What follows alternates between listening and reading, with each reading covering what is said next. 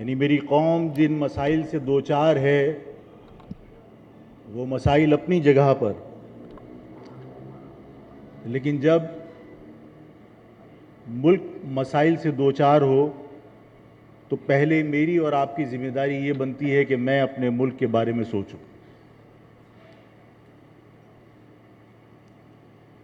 ہماری افواج نے جو بھارت نے جارحیت کی تھی، پہلے تو تحمل کا مظاہرہ کیا، لیکن جب اس تحمل کو پاکستان کی کمزوری سمجھا گیا تو پاکستان کی ایئر فورس نے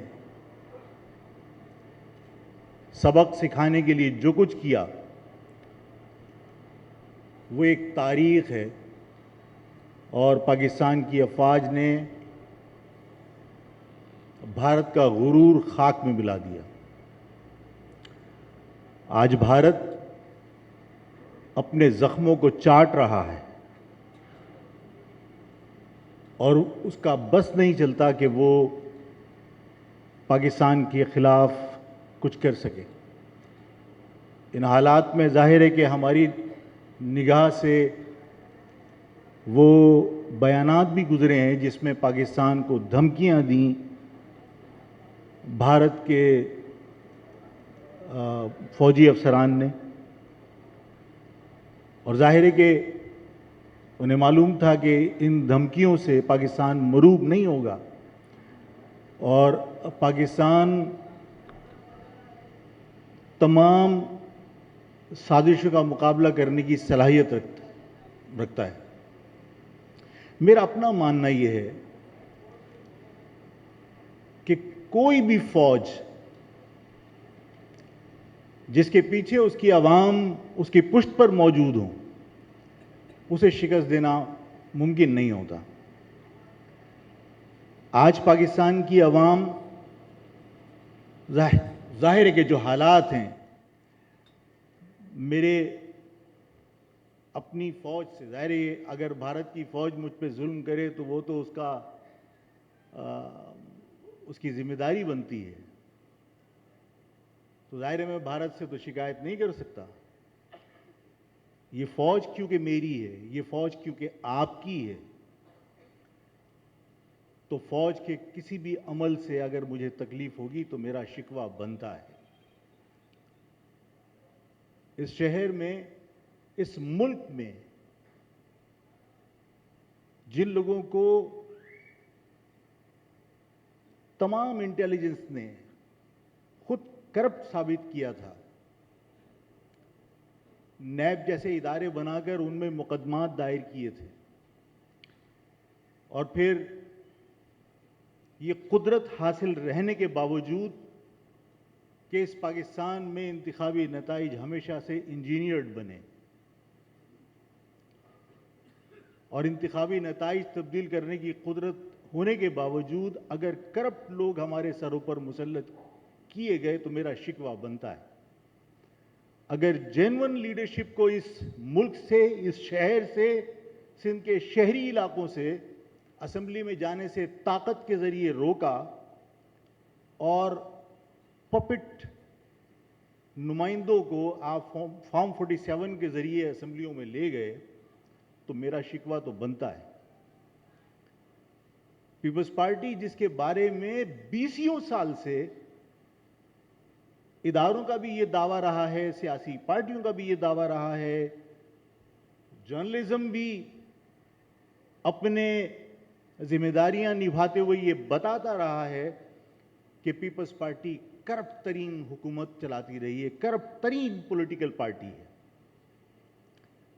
اس کے باوجود اگر فارم 47 بنانے والوں نے، جن کو یہ قدرت حاصل تھی کہ وہ جس کو چاہیں اسمبلی میں جانے سے روک دیں اور جس کو چاہیں اسمبلی میں پہنچا دیں، تو پھر اس کے باوجود اگر پیپلز پارٹی جو کرپٹ ترین گورنمنٹ تھی، کرپٹ ترین پولیٹیکل پارٹی تھی، وہ اگر آج اقتدار میں ہے تو میرا شکوہ تو بنتا ہے کہ جب تمہیں یہ قدرت حاصل تھی کہ جسے چاہو اسمبلی میں پہنچاؤ، جسے چاہو اسمبلی میں جانے سے روک دو، تو آج بدترین کرپٹ پولیٹیکل پارٹی ہمارے سروں پر مسلط کیوں کی؟ میرا شکوہ تو بنتا ہے۔ لیکن ان تمام شکووں کے باوجود اس ساری صورتحال میں کہ بھارت اپنے زخموں کو چاٹ رہا ہے اور بھارت خود مقابلہ نہیں کر سکتا، تو پراکسی پر اتر آیا اور اس نے افغانستان کے اندر اپنی پوری طاقت، پوری صلاحیتیں اور پورے وسائل جھونک دیے، اور افغانستان کو، جو ہمارا برادر اسلامی ملک تھا، اس کو ہمارے خلاف جارحیت کے لیے استعمال کیا۔ پاکستان کی افواج نے بہترین جواب دیا، اور میں تمام شکووں کے باوجود آج اپنی افواج کو اس بات کا یقین دلاتا ہوں کہ تم ہمارے ہو، یہ فوج ہماری ہے۔ آج اگر کوئی بیرونی جارحیت اس ملک کے خلاف ہوگی اور پاکستان کی افواج کوئی بھی فیصلہ کریں گے، تو پاکستان کی عوام اس کی پشت پر موجود رہیں گے، اور پاکستان کی افواج جب پیچھے مڑ کے دیکھے گی، پاکستان کی افواج پاکستان کی عوام کو، غیور عوام کو، بہادر عوام کو، اس پاکستان سے محبت کرنے والے حب الوطن عوام کو اپنی پشت پر پائے گی۔ آج میں پاکستان کی افواج کو اپنی بھرپور حمایت کا یقین دلاتا ہوں۔ آج ایک اور نئی جو تبدیلی آئی ہے، ہم ایک طویل عرصے سے کہتے رہے کہ تم لاکھوں افغانیوں کو یہاں لا کر پناہ دے سکتے ہو، جنہوں نے کبھی تمہیں تسلیم نہیں کیا، جنہوں نے کبھی پاکستان کو تسلیم نہیں کیا۔ یہ تاریخ ہے۔ ظاہر شاہ بادشاہ تھا، نہیں تسلیم کیا۔ طالبان کی حکومت بنی جو آپ کی پپٹ گورنمنٹ تھی، آپ نے اسے تسلیم کیا اور اس نے آپ کو تسلیم کیا۔ اس کے علاوہ کبھی افغانستان نے پاکستان کو تسلیم نہیں کیا۔ جو لوگ انڈیا کے میچ جیتنے پر جشن مناتے تھے اور پاکستان کے میچ ہارنے پر جشن مناتے تھے، ان لوگوں کو آپ نے پناہ دے کے رکھی۔ آفاق کہتا رہا کہ یہ لوگ تمہیں تسلیم نہیں کرتے، اور وہ لوگ جو تم سے آگے آگے بڑھ کر پاکستان بچانے کے لیے 1971 میں مشرقی پاکستان میں لڑے تھے، جنہوں نے دریا کا پانی تمہیں پہلے نہیں پینے دیا، پہلے خود پیا کہ کہیں بنگالیوں نے اس میں زہر نہ ملا دیا ہو، ہمارے فوجی اس کا شکار نہ ہو جائیں۔ گلی سے اگر باہر نکلنا ہوتا تھا تو پہلے خود نکلتے تھے کہ کہیں کوئی ایمبوش نہ کرے، میری فوج کے جوان سلامت رہیں، پہلے ہم اپنی جان ہتھیلی پر رکھ کر باہر نکلیں گے۔ جنہوں نے اس ملک کے لیے، جنہوں نے اس افواج کے لیے اپنی جانیں قربان کی، بوڑھے قتل ہو گئے، جوان قتل ہو گئے، مرد قتل ہو گئے، جو خواتین بچیں، جو بچے بچے۔ ہم کہتے رہے کہ یہ جو ریڈ کراس کے کیمپوں میں محصورین مشرقی پاکستان ہیں، یہ میری قوم کا حصہ ہیں، یہ میری قوم کے لوگ ہیں، یہ بھکاری نہیں ہیں۔ جب ضیاء الحق نے بھکاری کہا تھا، آفاق اس وقت بھی جیل گیا تھا، میں نے احتجاج کیا تھا، میں نے کہا تھا یہ بھکاری نہیں ہے، یہ تمہاری معیشت پر بوجھ نہیں بنیں گے، یہ ہنرمند لوگ ہیں، یہ غیرت مند لوگ ہیں، یہ تمہاری معیشت کا سہارا بنیں گے، اور یہ اس پاکستان کے لیے قربانی دینے والے لوگوں کی اولادیں ہیں جو ریڈ کراس کے کیمپوں میں آج بھی پاکستان کا جھنڈا لگا کر پاکستان کے اپنے وطن آنے کا انتظار کر رہی۔ خدا کے واسطے ان کو لے کر آؤ۔ آفاق نے کہا تھا، باغ جناح میں بھی کہا تھا، صابر بھائی یاد ہوگا، میں نے کہا تھا کہ پاکستان کے اندر محصورین مشرقی پاکستان کو لانے کا فیصلہ گورنمنٹ کرے گی، پاسپورٹ گورنمنٹ جاری کرے گی۔ آفاق بھیک مانگ کر اپنے لوگوں کو ان کے لانے کے اور ان کو بسانے کے تمام اخراجات آفاق بیئر کرے گا اپنی عوام سے بھیک مانگ کر، انہیں خدا کے واسطے لے کر آؤ۔ لیکن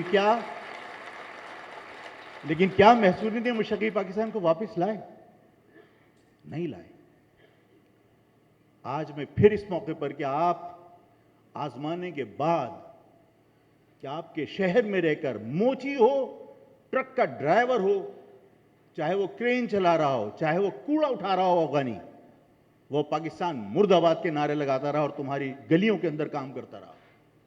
جو لوگ تم سے محبت کرتے ہیں، جو اس ملک سے محبت کرتے ہیں، جنہیں آپ بہاری کہہ کر پکارتے ہیں، میں آج پھر مطالبہ کرتا ہوں حکومت سے کہ ان کو پاسپورٹ جاری کرو، ان کے تمام لانے کے اور بسانے کے اخراجات مہاجر قومی موومنٹ برداشت کرے گی، انہیں واپس لانا چاہیے۔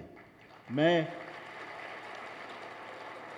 ایک اور مطالبہ یہ کرنا چاہتا ہوں کہ یہ شہر بہت گنجان شہر ہے، یہاں کبھی کوئی دھرنا دے کے بیٹھا ہوتا ہے، کبھی کسی کو سیاسی جلسے کرنے ہوتے ہیں، کبھی کسی کو احتجاجی ریلیاں نکالنی ہوتی ہیں، کبھی کسی کو فلسطین کی حمایت کے اندر جو ہے وہ شارع فیصل بند کرنا ہوتا ہے۔ میں حکومت سے مطالبہ کرتا ہوں کہ افغان بستی جو خالی کروائی گئی ہے وہ لینڈ گریبرز کے حوالے کرنے کی بجائے ہائٹ پارک کی طرز پر وہاں پر بہت بڑا پارک سرکاری سرپرستیاں بنایا جائے، جہاں مختلف پارٹیاں بیک وقت کوئی دھرنا دینا چاہتی ہے تو دھرنا دے، کوئی احتجاج کرنا چاہتا ہے احتجاج کرے۔ اس شہر سے باہر تمام پولیٹیکل ایکٹیویٹی کے لیے افغان بستی کو جو ہے وہ ایک ہائٹ پارک کی طرز پہ پارک میں تبدیل کیا جائے، یہ ہونا چاہیے۔ وہاں سندھی قبضہ کرنے کے لیے باقاعدہ اعلانات مساجد سے کر رہے ہیں۔ اس شہر میں گوٹھ آباد اسکیم سرکاری سرپرستی میں چلائی جاتی ہے، جہاں چاہتے ہیں جا کے قبضہ کر کے گوٹھ آباد، اور اس کو گوٹھ آباد کی سند سندھ گورنمنٹ جاری کرتی ہے۔ یہ شہر لاوارثوں کی طرح لوٹا جا رہا ہے، اس شہر پر قبضے کیے جا رہے ہیں۔ اس شہر کے لوگوں کو تعلیم سے دور کرنے کے لیے باقاعدہ ایک منصوبہ بندی کے تحت باقاعدہ اس کے جو امتحان کے نتائج ہوتے ہیں انہیں خراب کیا جاتا ہے۔ آپ کو حیرت ہوگی، مطلب میں نے کئی جگہ پر یہ کہا کہ یار جن لوگوں کو یہ نہیں معلوم ہوتا کہ کالج کے سے آتا ہے یا سی سے آتا ہے یا کمپیوٹر سی سے آتا ہے یا کے سے آتا ہے، وہ لاڑکانہ کے لوگوں کا رزلٹ کمپیوٹر سائنس میں 74% ہے، اور جن کے بچے باقاعدہ جن کے ماں باپ اپنے گھر کے برتن بیچ کر اپنے زیور بیچ کر یہ سمجھتے ہیں کہ تعلیم ضروری ہے اور وہ محنت کرتے ہیں اپنے بچوں کے اوپر، اور وہ بچے پڑھنے کے باوجود ان کا رزلٹ 34% آ رہا ہے، 47% آ رہا ہے، لاڑکانہ کا 74% رزلٹ آ رہا ہے۔ باقاعدہ بٹھائے گئے افسران جو آپ کے بچوں کا مستقبل خراب کرنے کے لیے باقاعدہ امتحانی نتائج خراب کرتے ہیں۔ اس شہر پہ انتظامی معاملات چلانے کے لیے تمام جگہ پر متعصب سندھی افسران بٹھائے گئے۔ ان سارے حالات کے اندر ہماری جو جدوجہد ہے، جو ہم کوشش کر رہے ہیں، جو ہم آپ کو دعوت دیتے ہیں، آپ لوگ یہاں تشریف لائیں، میں آپ کا شکریہ ادا کرتا ہوں کہ آپ لوگ وقت نکال کے یہاں آئے، اور ظاہر ہے ہم ملیں گے تو ایک دوسرے کو سمجھیں گے۔ آفاق کو جو نہیں ملا، تو جو ماضی میں آفاق کا پرسپشن آپ کے سامنے بنایا گیا ہے، جو امیج پورٹری کیا گیا، وہ تو یہ تھا نا کہ آفاق کے بڑے بڑے سینگ ہیں، بڑے بڑے دانت ہوں گے، آفاق جو ہے وہ جاہل، کاٹ لے گا، کھا جائے گا، مار دے گا، صرف اس لیے کہ آفاق باقی لوگوں کی طرح کمپرومائز نہیں کرتا۔ آفاق جیل کی اسیری کاٹی، اور بدترین اسیری کاٹی ہے، ایسی اسیری کہ جس میں سورج دیکھنے کو نہیں ملتا تھا۔ مجھے ایک الگ وارڈ کے اندر بند کیا ہوتا جہاں کوئی بندہ نہیں جا سکتا تھا، میری اپنی پارٹی کے سینکڑوں لوگ اس وقت جیل کے اندر تھے اور وہ مجھ سے ملنے کے لیے نہیں آ سکتے تھے۔ میری عدالت کورٹ کے اندر آتی تھی کہ یہ کورٹ جائے گا تو لوگوں سے ملے گا۔ ایسی اسیری 8.5 سال کاٹی آفاق نے، اور آفاق نے جب یہ 8.5 سال اسیری کاٹی تو لوگ اس امید کے اوپر آفاق پہ جھوٹے مقدمات بنا کے بیٹھے تھے، چاہے وہ ایجنسیاں ہوں، چاہے وہ ہمارے سیاسی مخالفین ہوں، کہ آج آفاق ٹوٹ جائے گا۔ سال گزر گیا، اب آفاق ٹوٹ جائے گا۔ 2 سال گزر گئے، اب آفاق بکھر جائے گا، ٹوٹ جائے گا، تھک جائے گا۔ آفاق کی رگوں میں مہاجر باپ کا خون ہے۔ آفاق فلیکسیبل ضرور ہے، آفاق فلیکسیبل ضرور ہے، آفاق فلیکسیبل ضرور ہے، بغیرت نہیں ہے۔ بغیرتی میں اور فلیکسیبلٹی میں فرق ہوتا ہے۔ آپ اپنے لوگوں کے ساتھ مشاورت کے ساتھ لچک پیدا کر سکتے ہو، کوئی بدماش سمجھ کے آپ کو کہے اپنی شناخت سے دستبردار ہو جاؤ، تو آفاق اپنی قوم کی پیٹھ میں چھرا گھونپنے والا نہیں ہے۔ آفاق کو نہ ہار کی پرواہ ہے، نہ جیت کا غم، جیت کی خوشی۔ آفاق تو اس بات پر فخر کرتا ہے کہ آفاق نے برے سے برا وقت کاٹا۔ لوگ آتے تھے، کوئی خریدنے والا آتا تھا، کوئی دھمکانے والا آتا تھا، لوگ کہتے تھے کہ آفاق کیا پتھر کا بنا ہے، کیوں بات نہیں مانتا ان کی، کیوں اپنے آپ کو مشکل میں ڈالا ہوا ہے، کیوں جیل کی اسیری تو برداشت کر رہا ہے؟ لوگ آ کے مجھے سمجھاتے تھے. میں کہتا تھا کہ اگر میں اپنی کمٹمنٹ سے اور اپنی قوم سے کی ہوئی کمٹمنٹ سے پھر جاؤں اور مجھے رہائی مل بھی جائے تو اس آزادی کو میں کیا چاٹوں گا؟ جب میرا ضمیر مجھے ذلیل کرے گا، میں اس مہاجر لفظ سے وڈرا کر کے اگر اسیری ختم کر بھی دوں تو اس مہاجر نام پر جن لوگوں نے اپنے سپوت قربان کیے تھے، اور میں اور الطاف ہم سب گلیوں میں مشترکہ طور پر جاتے تھے صابر بھائی، ہم نے جا کر گلیوں میں ماؤں بہنوں سے یہ کہا تھا کہ ہمیں ایک ایک بیٹا چاہیے. مہاجر نام پر ایک ایک بیٹا مانگا تھا. کسی اور نے جنازے اٹھائے یا نہیں اٹھائے، آفاق ان جنازوں میں بھی شریک ہوا تھا جس کے اندر مائیں روتے ہوئے بھی یہ کہہ رہی تھی کہ اگر اور بیٹے بھی مہاجر نام پر قربان کرنے پڑے تو کریں گے. بوڑھا باپ ناتوا کاندھوں پر اپنے جنازے اٹھانے کے باوجود اس عزم کے ساتھ اپنے بیٹے کو سپرد خاک کر رہا تھا کہ اگر مہاجر نام پر مزید بیٹے قربان کرنے پڑے تو کریں گے. ہم نے جب APMSO بنائی تو ہم فخر سے کہتے تھے کہ میں سر سید کا شعور ہوں، میں سید احمد شہید کی تحریک ہوں. ہم فخر سے کہتے تھے کہ میں جوہر کی شجاعت ہوں. مولانا محمد علی جوہر کی بہادری کی علامت سمجھے جاتے تھے. ہم کہتے تھے ہم 1947 کا لٹا ہوا قافلہ ہیں، ہم 71 کا منجمد لہو ہیں. ہمیں فرزند زمین تسلیم نہیں کیا، ہمیں دھتکارا، نوکریاں نہیں دیں، ہمیں داخلے نہیں دیے یونیورسٹی میں، ہمیں کہا گیا کہ تم فرزند زمین نہیں ہو، ہمیں کہا گیا کہ تم بکڑ ہو، ہمیں کہا گیا کہ تم کلیئر ہو، مٹروے ہو، مہاجر ہو. یہی ہینڈ بل تھا نا، میری آواز سنو. یاد ہے APMSO میں جس نے کبھی زندگی میں کام کیا ہو یونیورسٹی میں، یہی ہینڈ بل تھا نا. پھر ہم کہتے ہیں ہمارا ضبط کا یارہ ختم ہوا، ہم اس کے بعد پھر مہاجر ہو گئے. میں آج تم سے سوال کرتا ہوں کہ آفاق نے اپنی قوم سے کمٹمنٹ کیا تھا کہ اپنی قوم کو 5ویں قومیت تسلیم کروائیں گے. اپنی قوم سے وعدہ کیا تھا کہ باقی تمام قومیتوں کی طرح اس قوم کو ایک پاکستان کی 5ویں قومیت تسلیم کروانے کے بعد وسائل میں، اقتدار میں اسی طرح حصے دار بنائیں گے جس طرح پختون ہے، جس طرح پنجابی ہے، جس طرح سندھی اور بلوچی ہے. کیا ہم نے اس ہینڈ بل کو چھاپتے وقت یہ نہیں کہا تھا کہ 1971 کا منجمد لہو ہے؟ تو کیا وہ منجمد لہو جو آج 66 کیمپوں میں بنگلہ دیش کے پڑا ہوا ہے واپس آ گیا؟ کیا آپ کو فرزند زمین تسلیم کر لیا؟ کیا ملازمتوں میں تمہیں تمہارا کوٹا ملنے لگا؟ کیا یونیورسٹیوں میں تمہیں داخلے ملنا شروع ہو گئے؟ تمہارے مسائل ختم ہو گئے؟ اور اگر مسائل ختم بھی ہو جاتے تب بھی کیا میں اپنی شناخت سے دستبردار ہو جاؤں؟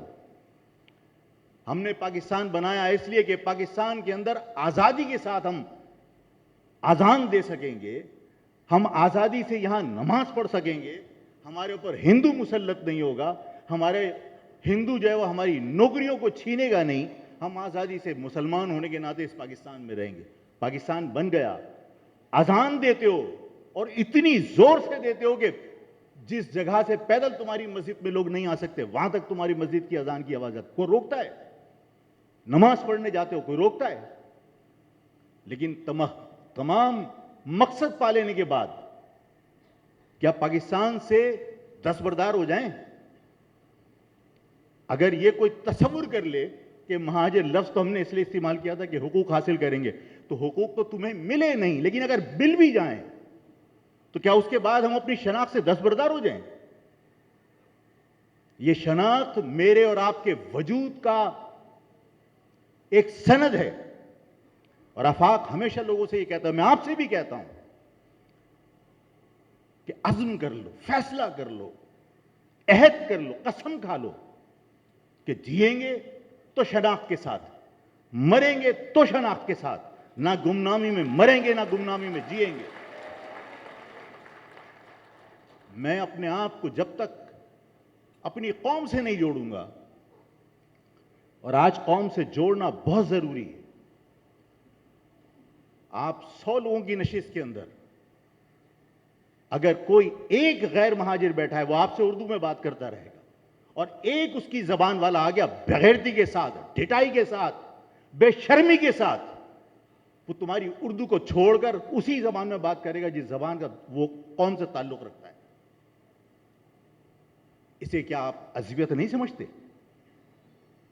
اور اس عزویت کا جو آپ کے ساتھ روا رکھی جا رہی ہے، آپ کیا سمجھتے ہیں کہ اس عزویت کا مقابلہ آپ کسی اور چیز سے کر سکتے ہیں؟ ہم کیوں کہتے تھے لوہے کو لوہا کاٹتا ہے، زہر کا تریاق زہر ہے؟ اگر زہر کا تریاق زہر ہے، اگر لوہے کو لوہا کاٹتا ہے، تو پھر اس عزویت کا اینٹیڈوٹ کیا ہو سکتا ہے؟ اس کا تریاق کیا ہو سکتا ہے؟ کہ تم عزویت کرتے رہو، میں لکھنؤ کا بن کے کہتا رہوں اب کیسے پھر کر کے دیکھ. نہیں، ایسا آپ نہیں چل سکتا. اگر میرے ساتھ تمام قومیتیں بھائیوں کی بجائے متعصبانہ رویہ رکھتی ہیں، تو مجھے یہ حق حاصل ہے کہ میں اپنی قوم کے ساتھ محبت کا اظہار کروں، اور اگر مجھے کہیں کوئی موقع ملتا ہے کہ میں کسی کو فائدہ پہنچا سکتا ہوں، تو پہلا شخص جو مجھ سے فائدہ اٹھا سکتا ہے وہ میری قوم کا مہاجر ہونا چاہیے، کوئی دوسرا نہیں ہونا چاہیے. ہم اس شہر میں رہتے ہیں، یہ شہر ہمارے ہاتھ سے سلپ ہو رہا ہے، یہ شہر ہمارے ہاتھ سے نکل رہا ہے. صرف اس لیے نکل رہا ہے کہ آپ کے اندر سے جو مایوسی ہے اسے ختم کرنا مشکل ہو رہا ہے. ہم ذہنی طور پر تقسیم ہیں، ہم پریشان ہیں کہ ایک طرف لندن کی قیادت بیٹھی ہوئی ہے، ایک طرف یہ متحدہ پاکستان کی شکل میں چائنا بیٹھی ہوئی ہے، ایک طرف آفاق. سن لیجیے میری بات سن لیجیے. ہم پریشان ہیں، ہماری قوم پریشان ہے. لوگ کہتے ہیں ہم ادھر جائیں ادھر جائیں. آپ کو فیصلہ کر لینا چاہیے. میں کسی کی برائی نہیں کر رہا. ایک شخص اب اس قابل نہیں ہے کہ وہ یہاں آئے، اور اگر آپ کو یقین ہے کہ وہ آئے گا تو میں آپ کو دل کی گہرائیوں سے یہ مشورہ دوں گا کہ آپ انتظار کیجیے. اس لیے کہ میں کبھی بھی کسی سے وفاداری تبدیل کرنے کا کبھی بھی نہیں کہوں گا، اس لیے کہ میں یہ سمجھتا ہوں کہ وفاداری تبدیل کرنے والا شخص کسی اور کے ساتھ بھی وفادار نہیں ہو سکتا. ٹھیک ہے، سن لیجیے. اگر میری پوری بات سن لیجیے. میں آپ کو ایک بہت چھوٹی سی مثال دوں گا اور پھر ہم کنکلوڈ کریں گے. دیکھیے، جو حالات ہیں اس میں ہمیں یکسوئی کے ساتھ اپنی قوم کے بارے میں سوچنا بہت ضروری ہے. ہم جب تک غیر یقینی کیفیت سے دو چار رہیں گے کہ ایک طرف ظاہر ہے کہ لندن میں بیٹھی ہوئی قیادت ہے، ایک طرف متحدہ پاکستان ہے، ایک طرف آفاق ہے، میں کسی کو یہ مشورہ نہیں دوں گا کہ آپ جو ہے وہ بغیر سوچے سمجھے آپ کوئی فیصلہ کر لیجئے. دیکھیے، اگر آپ کو یہ یقین ہے، میں نے آپ سے کہا کہ وہ شخص آئے گا، آپ انتظار کیجئے. اور اگر آپ کو یقین ہے کہ وہ نہیں آئے گا تو پھر خدا کے واسطے اپنی قوم کا مستقبل اس سے کھیلو مت، فیصلے کرو. ایک طرف یہاں کی وہ قیادت ہے کہ جو آج اگر یہ کہے کہ الطاف حسین غلط تھا تو میں کہتا ہوں کہ نہیں یار، یہ آفاق نے اس وقت غلط کہا تھا کہ جس وقت الطاف کا طوطی بولتا تھا، اور الطاف حسین کے بارے میں پتا تھا کہ الطاف حسین کو یہ قدرت حاصل تھی کہ وہ اگر کہے کہ یہ شخص اللہ کی امانت ہے، اللہ کے پاس پہنچا دو، تو پہنچانے کے لیے 10 ہرکارے تیار ہوتے تھے کہ پہلے میں کروں گا. وہ ٹائم تھا جب آفاق نے کہا تھا کہ مہاجر لفظ کے بغیر الطاف حسین کے ساتھ میں نہیں کھڑا ہوں گا. وہ نظریاتی اختلاف تھا، ذاتی اختلاف نہیں تھا. میں نے الطاف حسین کی شخصیت کو کبھی متنازع بنانے کی کوشش نہیں کی، نظریاتی اختلاف تھا. آج الطاف حسین کے بارے میں اگر کوئی شخص یہ کہے کہ صاحب الطاف حسین جو ہے وہ تو ایسے اور الطاف حسین ویسے. میں الطاف حسین کی وکالت نہیں کر رہا ہوں, لیکن میں ان لوگوں کے کردار کو بتانا چاہتا ہوں جس کے اوپر ہم آج ذہنی طور پر تقسیم ہیں. کہ جو لوگ یہ کہتے ہیں کہ ایسا ویسا, ان سے پوچھا کبھی کہ تم جس وقت الطاف حسین کی میں ایک کسی جگہ پر گیا تو میں روپوشی کا واقعہ یاد آ گیا. ازرائے تفنن بیان کر رہا ہوں اس لیے کہ بعض اوقات یہ ہوتا ہے نا کہ بڑا خشک ماحول ہوتا ہے تو آدمی تھوڑا بور ہوتا ہے. میرا ایک ساتھی تھا, ہم لوگ جو ہے وہ روپوشی کے عالم میں راتوں کو بھاگتے پھر رہے تھے.